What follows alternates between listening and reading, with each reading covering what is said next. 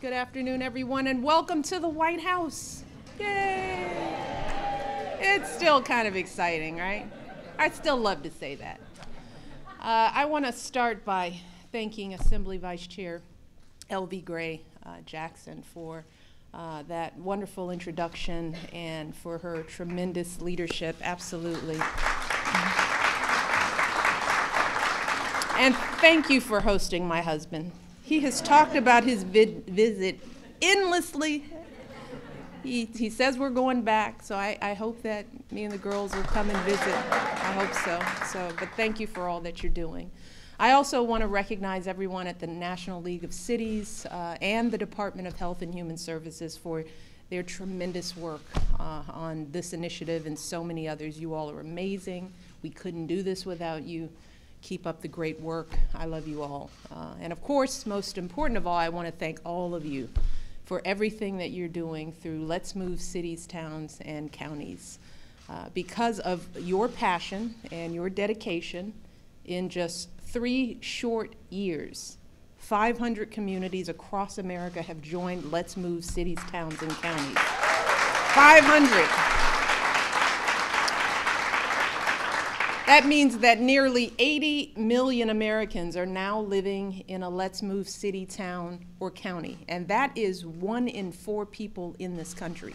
1 in 4 people. And I have to say that is a breathtaking achievement. But frankly, those numbers don't even begin to capture the impact that you all are having on kids and families all across this country. Let's just take a moment to think about what a day in the life of a child in a Let's Move city, town, or county might look like, given all the work that you've done. Start in the morning. That child wakes up, takes a ride or walk to school on a bike path or sidewalk that you paved. Take Knoxville, Tennessee, for example.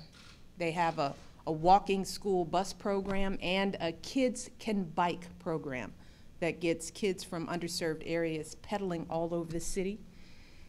Now, when that child arrives at school or maybe at a summer nutrition site, she might eat a healthy breakfast and then later a healthy lunch.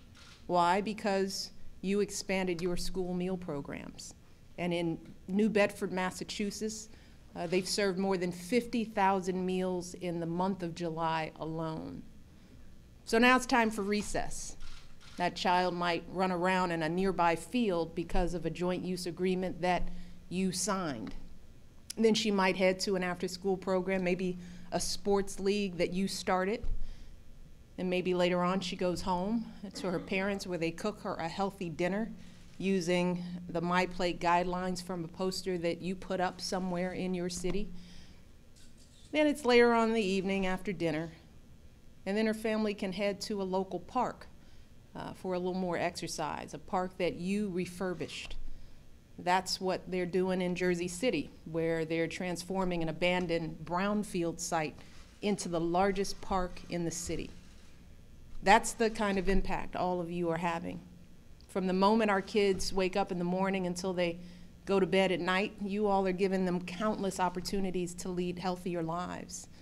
And believe me, I know that this has not been easy. I know it's not easy. I know that all of you are dealing with tight budgets and competing priorities, and so often the public conversation frames these issues as an either-or proposition.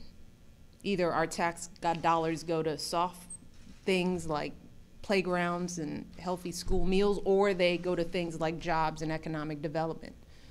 But we all know that this is a false choice.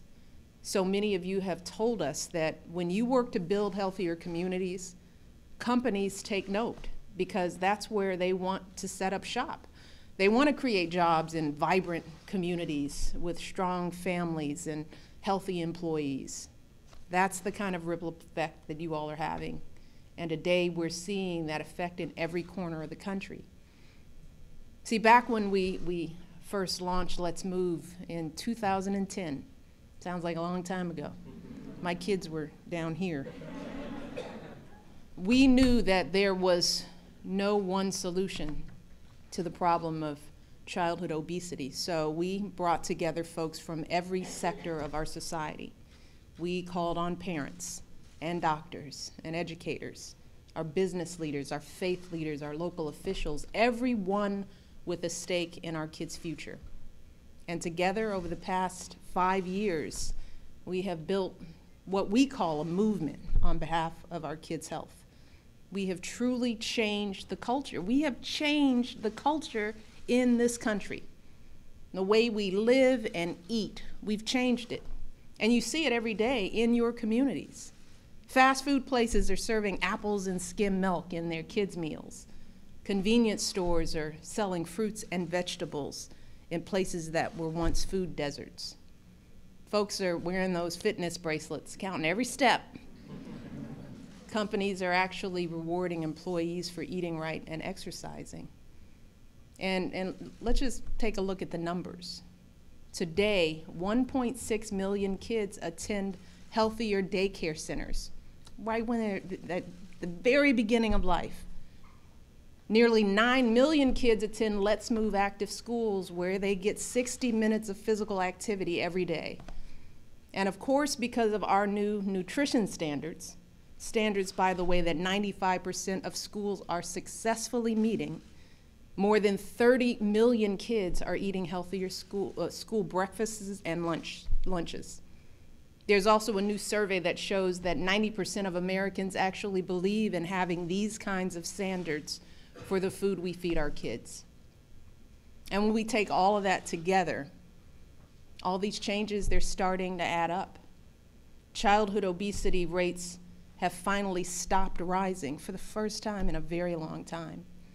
And obesity rates are actually falling among our youngest children. So I just absolutely.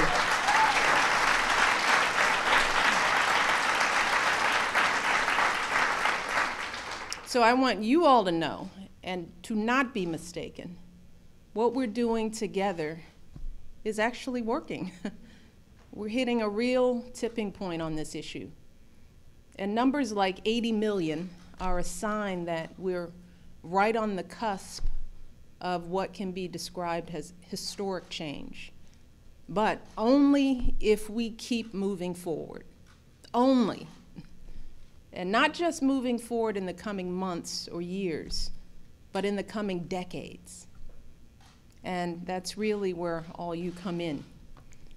Because everything that you're doing right now on the ground, you all are playing a long game on this issue.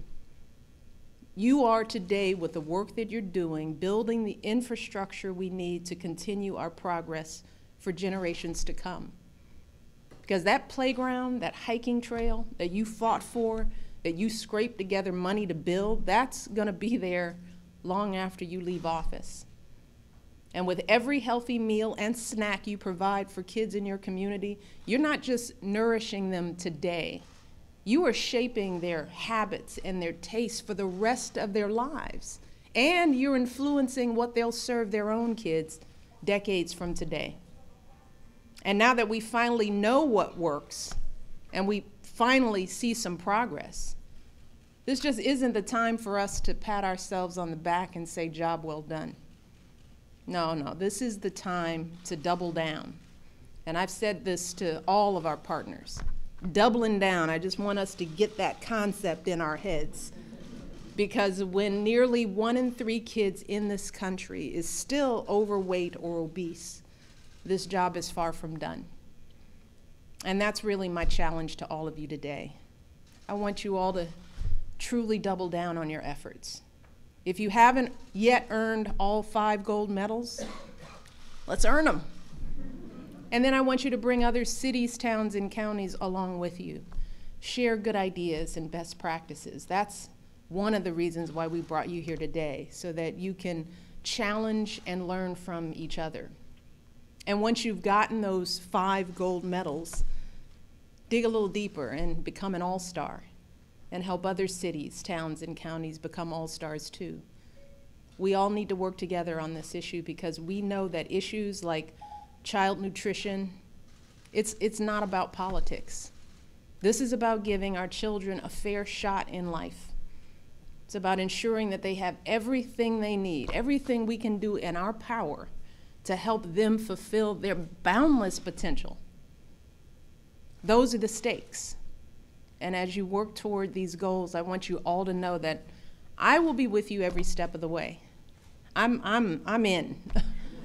I may be heading into my home stretch as First Lady, but I intend to stick with this issue for the rest of my life. And I hope that all of you will too.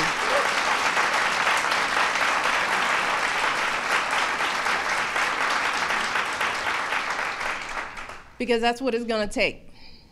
So I'm in. I'm really in deep.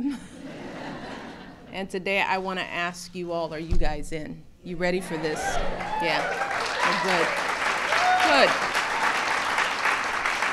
Because of you, we're off to an outstanding start, and I'm thrilled to hear that you guys are game for more. I know we can do this. We're already doing it. And I'm grateful for everything you all have done. I'm so proud to see this milestone being hit, and I can't wait to see everything that you all will accomplish in the months and years and decades ahead. So enjoy the rest of your time here. Thank you again. Thank you, and continue to lead with the passion and dedication that you've shown thus far. Take care. God bless. Congratulations.